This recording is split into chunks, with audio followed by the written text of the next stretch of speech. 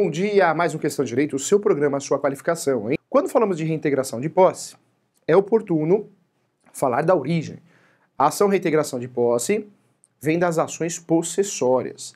Nós temos o Código de Processo Civil, inclusive novo. Esse Código de Processo Civil, ele traz o procedimento especial. No direito, nós temos o procedimento comum, procedimento especial e o procedimento de execução. O procedimento cautelar é um procedimento de urgência. No passado, no antigo código, ele tinha vida própria. Hoje não. A vida dele é curtinha, porque vai ocorrer a fusão com outro, ou procedimento comum ou procedimento especial, com outro procedimento, né? Então vai ocorrer a fusão. Fato é que o novo Código de Processo Civil manteve as ações possessórias como ações de procedimento especial. Nas ações possessórias, o professor classifica a ação possessória como uma ação para recuperar o imóvel, né? Recuperar o imóvel perdido, ou parte dele, ou na iminência de perder. Para entender isso, vamos conversar sobre isso. Olha só, quando a gente fala de ação possessória, nós temos três ações possessórias diretas. A primeira ação possessória é chamada reintegração de posse. Para ficar mais fácil, para ficar mais didático, é a perda da posse total. Tanto é que a ação de reintegração de posse pode ser chamada também de ação de esbulho possessório. Por que esbulho possessório? Porque, na verdade, é a perda da posse total. Então, sempre que eu penso, né, em uma medida judicial para recuperar a posse do imóvel, eu vou pensar na reintegração de posse. Mas eu preciso fazer prova da posse. Além de fazer prova da posse, eu preciso também provar que eu perdi a posse total, ok? No segundo momento, já falamos da ação de reintegração de posse. No segundo momento, nós vamos falar da ação chamada ação de manutenção de posse. Essa ação manutenção de posse é uma ação interessante, porque eu não perdi a posse total, eu perdi parte da posse. Então é uma ação de manutenção de posse que eu vou usufruir para conseguir recuperar a parte que eu perdi do imóvel, ou seja, a posse que eu perdi daquele imóvel. Eu não perdi o imóvel inteiro, né? Diferente da ação de reintegração de posse.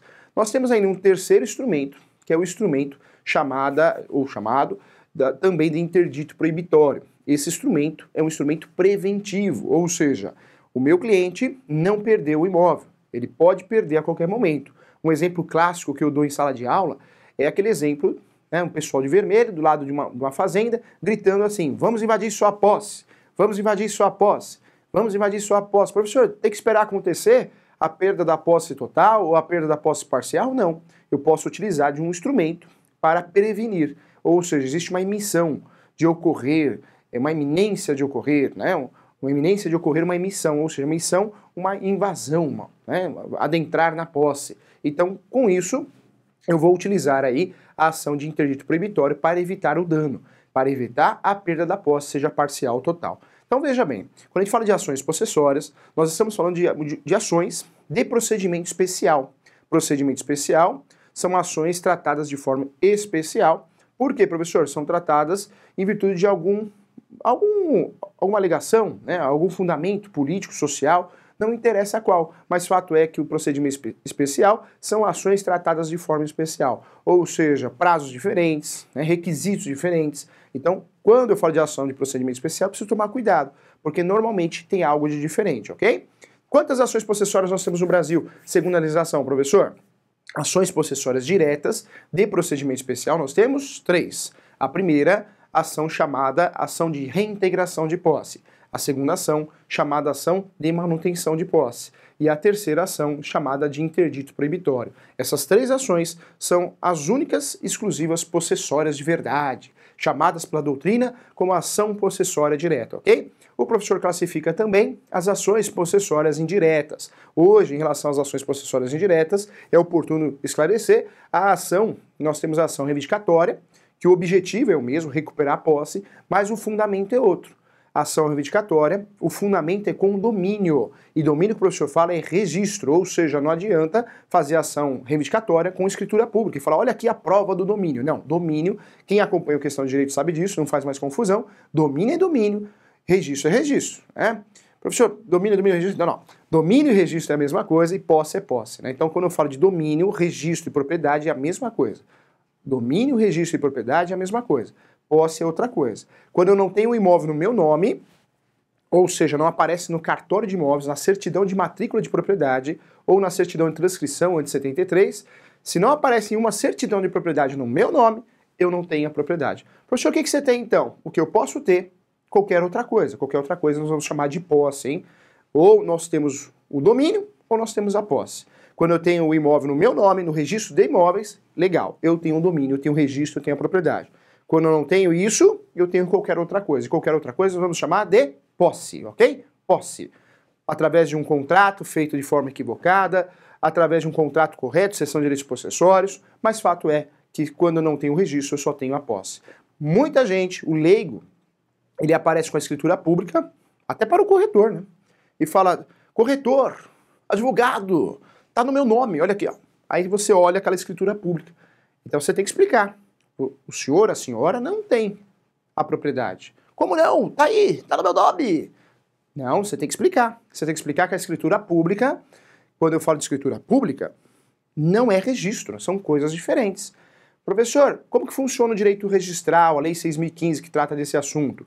Eu preciso fazer uma escritura pública para conseguir fazer o registro. Nós temos o Código Civil e existe algo taxativo dentro do Código. Todo imóvel, objeto de transação, ou seja, alienação, acima de 30 salários mínimos, eu sou obrigado a fazer a escritura pública. Quem faz a escritura pública é o tabelião. Tabelião faz a escritura pública. Eu pego essa escritura pública, após recolher os tributos, e faço o devido registro. Professor, não é a mesma coisa? Não é, são serviços diferentes, né? Escritura pública e registro. Professor, por que é oneroso no Brasil fazer o registro? Por causa disso, né? Porque nós temos que pagar a escritura pública, os tributos, e depois pagar o registro. São serviços diferentes. Registro de imóveis, registra. Tabelião faz escritura pública, ok? Quando eu tenho o registro no meu nome, a ação que eu vou usar, reivindicatória. Mas eu tenho que ter o registro, hein? Não vai aparecer com escritura pública ou contrato de gaveta que não vale, tá bom? Olha só que interessante. Então nós temos as ações possessórias diretas, você já sabe tudo, reintegração, manutenção e interdito proibitório, vamos deixar de lado e vamos para as ações possessórias indiretas. Nós temos a reivindicatória, que é a ação que eu utilizo com a finalidade de recuperar a posse, porém com fundamento no domínio. Outra ação interessante, que eu tenho a emissão da posse.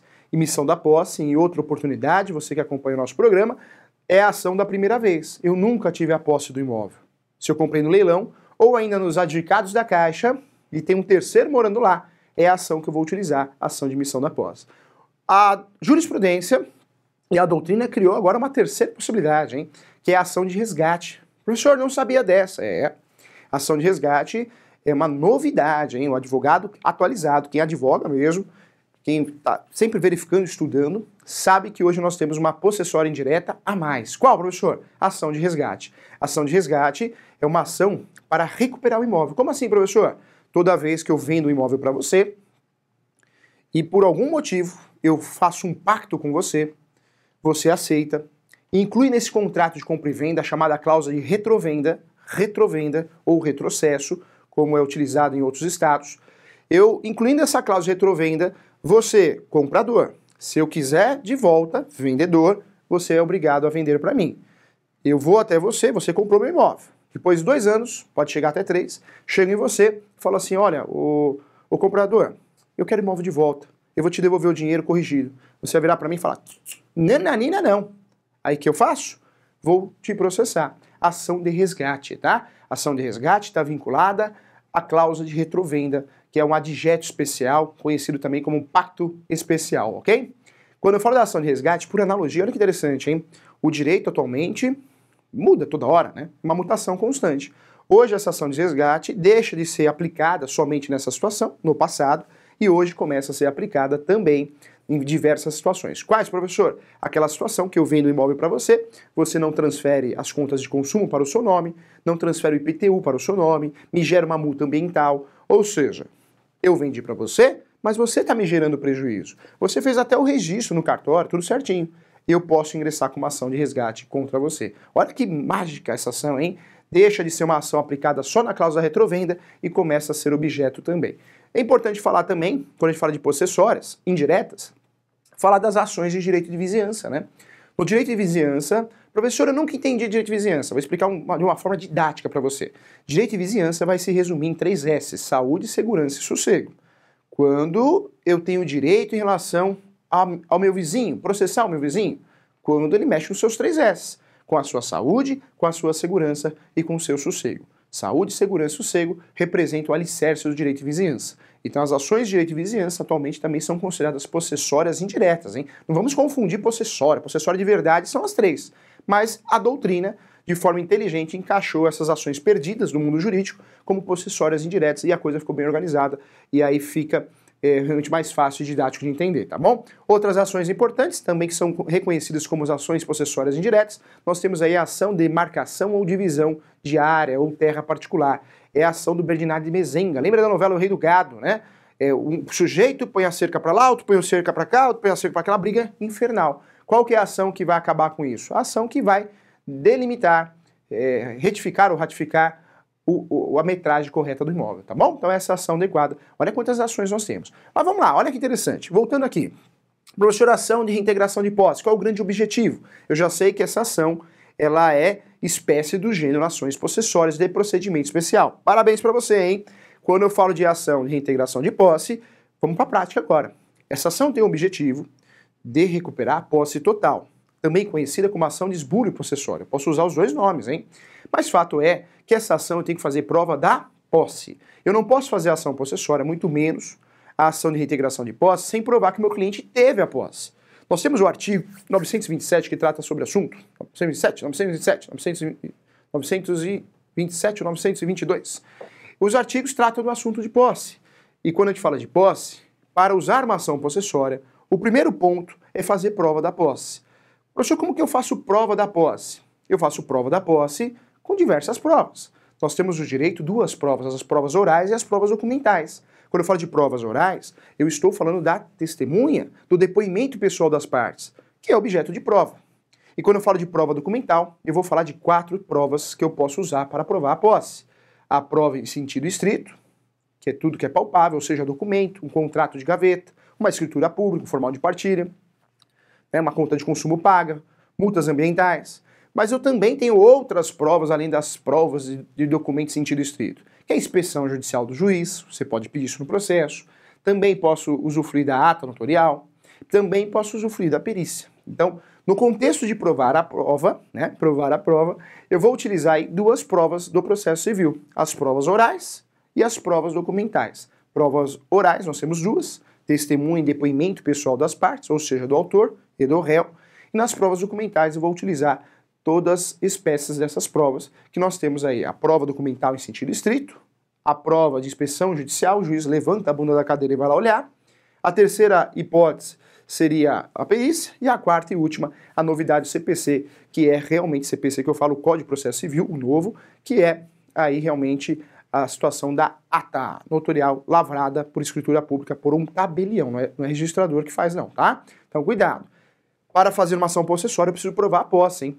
Se o meu cliente não tem a posse, o professor fala isso porque além de professor é advogado, atuante no direito imobiliário, se você não faz prova da posse, ó, já era, você vai perder essa ação. Você tem que provar, tá? Inclusive tá lá, tá escrito lá no Código Civil, né? Você, para usar a ação possessória, tem que fazer prova da posse, com essas provas do processo civil. Cuidado com isso, hein?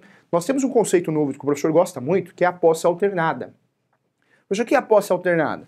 Posse alternada é aquela posse que eu não tenho já faz um tempo. Eu não frequento o local já faz um tempo, mas eu frequento e faço prova que eu frequento pelo menos a cada 6 meses. Hein? Conceito muito inteligente. Nós temos diversos conceitos de posse e classificações. Posse direta, posse indireta, posse velha, posse nova, mas hoje, atualmente, começa a surgir conceitos novos. Isso é muito bom. É muito bom porque isso nos ajuda a realmente esclarecer diversas situações. E esse conceito novo, que vem do direito italiano e também vem do direito do Rio Grande do Sul, a posse alternada é sensacional, ou seja, eu tenho a posse alternada. O que é a posse alternada? Eu não moro no local, mas eu frequento o local. Cuidado também que muita gente fala bobagem em relação à posse, hein? Você pega, infelizmente, operadores jurídicos, advogados, que defendem isso, tá errado, hein? Você mora no local? Aí a pessoa fala, não moro, então o senhor não tem a posse. Não é verdade, hein? Não existe isso. A posse eu não preciso morar no local, eu posso frequentar o local. Essa sala, o nosso estúdio da TV Cresce, eu não moro aqui, mas eu venho uma vez por semana aqui para fazer o questão de direito. Poxa, você tem a posse? De uma certa forma eu tenho a posse. Em objeto de ação eu posso usufruir, talvez de um interdito proibitório. É uma realidade. A posse não é o ato físico, isso está lá dentro, não. A posse é o cuidado. Você toma conta daquele terreno, você toma conta daquela casa, você tem um cachorro, você leva ração para esse cachorro, você troca o cadeado todo dia, você vai lá para fechar, para abrir, abre janela, pronto, você tem a posse sim. Existe um conceito de posse, que é posse alternada, mas fato é que a jurisprudência classifica a posse como uso, e esse uso não precisa ser diário, né? É errado pensar assim, hein? Cuidado, a ação de reintegração de posse, a gente vê cada absurdo que dá até medo, hein? O sujeito invade o imóvel e ele ingressa com uma ação possessória contra o dono, né? Então, ó, segue o raciocínio do professor, invadir esse imóvel aqui, ó. Aí eu entro com uma ação, você, dono que está nos assistindo, eu entro com uma ação contra você. Reintegração de posse. Um absurdo, hein? Absurdo, hein? Por que absurdo? Porque a ação de reintegração de posse, o conceito é recuperar a posse. Como que eu vou recuperar a posse se eu mesmo invadir, eu sou um invasor, eu vou recuperar a posse de mim mesmo, né? Eu vou recuperar a posse sendo que eu invadi, que posse que eu vou recuperar? Quem tem legitimidade para propor essa ação? Quem perdeu a posse, tá? Então a gente vê cada absurdo. Inclusive, toma liberdade aqui, em um caso prático do escritório, um cliente nos procurou, inclusive não vou falar nome por ética, mas o cliente nos procurou e o que aconteceu? O advogado do invasor ingressou com uma ação de reintegração de posse. Não tem sentido, porque ele já tinha a posse. Qual que foi o resultado? Improcedência da ação. Tanto é que a orientação do professor foi nem se preocupar com a audiência, porque é uma ação perdida, não tem nexo, não tem lógica, né? Não tem nexo de causalidade. Então, infelizmente, é o que a gente vê por aí, né? Por isso, você que assiste Questão de Direito, faça isso, se qualifique, seja um bom profissional. A gente vê muito advogado, muito corretor, mas infelizmente a classe só quer ganhar dinheiro, não é assim, né? Tem que ser consequência, mas você tem que ser um bom profissional, tá? Então, não é a quantidade, é a qualidade, tá bom? Na sua vida. Desejo a você sorte, saúde, paz, amor e tudo de melhor dessa vida, tá bom? É o que eu mais desejo para você. Parabéns por estar acompanhando Questão de Direito. Isso faz você diferente pela vontade de vencer, né? Vontade de fazer a coisa certa, tá bom? Um grande abraço, sucesso. Tchau, fui!